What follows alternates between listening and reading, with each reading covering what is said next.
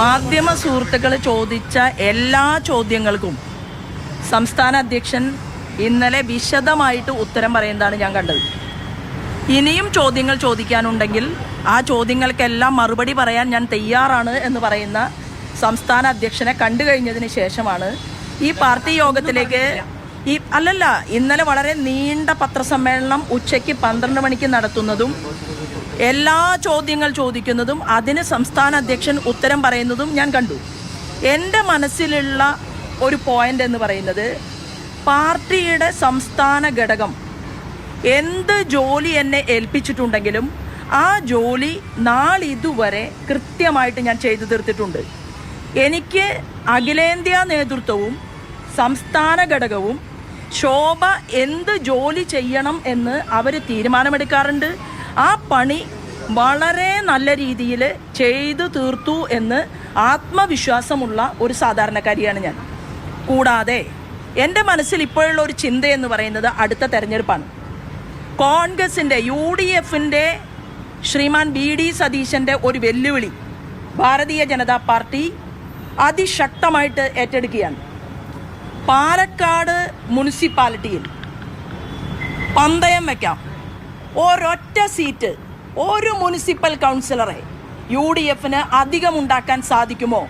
അത് വെല്ലുവിളിയായിട്ട് ഏറ്റെടുക്കാൻ ഭാരതീയ ജനതാ പാർട്ടി തയ്യാറാണ്. മറ്റൊന്നുകൂടി പറയാനുള്ളത്, എന്നെ സംബന്ധിച്ച് ഞാൻ അടിവരയിട്ടുകൊണ്ട് പറയുകയാണ്, അടുത്ത പഞ്ചായത്ത് മുനിസിപ്പൽ കോർപ്പറേഷൻ തെരഞ്ഞെടുപ്പിൽ മാധ്യമ സുഹൃത്തുക്കളുടെ മുന്നിലാണല്ലോ പറയുന്നത്, തിരുവനന്തപുരവും തൃശ്ശൂരും ഉൾപ്പെടെയുള്ള കോർപ്പറേഷനുകൾ ഞങ്ങൾ ഭരിക്കും. കൂടാതെ 50% വരുന്ന റിസർവേഷൻ എൻ്റെ സഹോദരിമാരായിട്ടുള്ള സ്ത്രീകൾ, അവരെ പോലെയുള്ള ആളുകളാണല്ലോ ശോഭാ സുരേന്ദ്രനെയൊക്കെ സൃഷ്ടിച്ചിട്ടുള്ളത്. ഞങ്ങളെ അടിത്തട്ടിൽ നിന്നുകൊണ്ട് പണിയെടുത്ത് പശ കുറുക്കി പോസ്റ്റർ ഒട്ടിച്ച് ഈ പ്രസ്ഥാനത്തെ വളർത്താൻ വേണ്ടി, ഞങ്ങളെ വളർത്താൻ താഴെ നിന്ന് മുദ്രാവാക്യം വിളിച്ചിട്ടുള്ള പാവപ്പെട്ട പ്രവർത്തകന്മാർ, അവരിൽ നിന്നുള്ളവരെ മുനിസിപ്പൽ ചെയർമാനായിട്ടും മുനിസിപ്പാലിറ്റിയിലെ കൗൺസിലർമാരായിട്ടും പഞ്ചായത്ത് പ്രസിഡന്റുമാരായിട്ടും പഞ്ചായത്ത് മെമ്പർമാരായിട്ടും ഒക്കെ ഇരുത്താനുള്ള ഒരു തെരഞ്ഞെടുപ്പ് വരാൻ പോവുകയാണ്. അതിന് 100% പ്രവർത്തിക്കാൻ പാർട്ടി സജ്ജമാണ് എന്നുള്ളതാണ്. ആ പണിയാണ് ഇനി വരാൻ പോകുന്നത്. ഇത് മാത്രമേ എൻ്റെ തലയ്ക്കകത്തുള്ളൂ.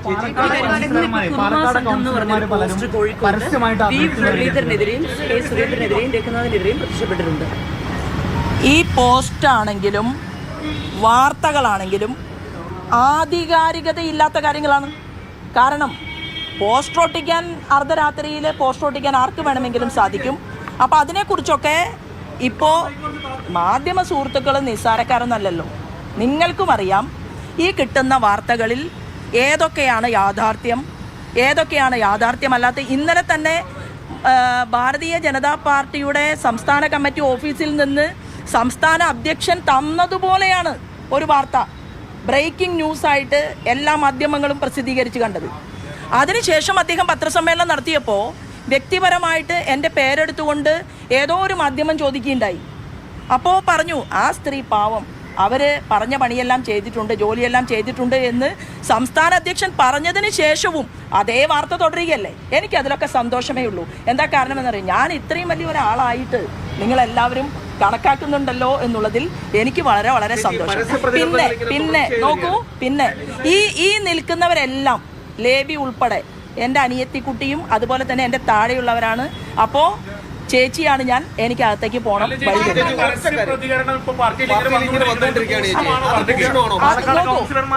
ഇവിടെ ഇപ്പോ നടക്കാൻ പോകുന്നത് സംസ്ഥാന ഭാരവാഹി യോഗമാണല്ലോ.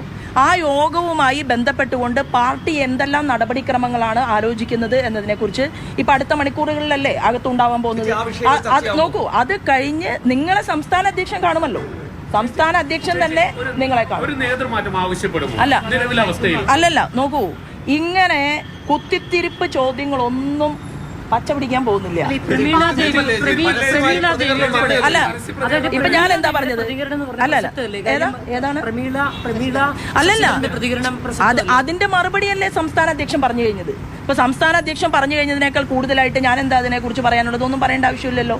അപ്പൊ അതുകൊണ്ട് എനിക്ക് നല്ല കുട്ടികളായിട്ട് വഴി തരിക.